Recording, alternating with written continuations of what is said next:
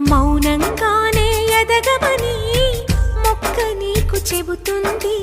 ఎదిగిన కొద్దీ ఒదగమని అర్థమందులో ఉంది. అపజయాలు కలిగిన చోటే గెలుపు పిలుపు వినిపిస్తుంది.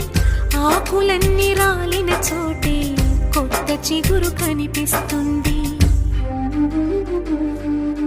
మౌనంగానే ఎదగమని మొక్క నీకు చెబుతుంది.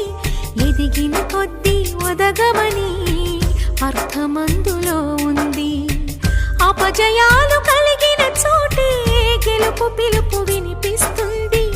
ఆకులన్నీ రాలిన చోటే కొత్త చిగురు కనిపిస్తుంది.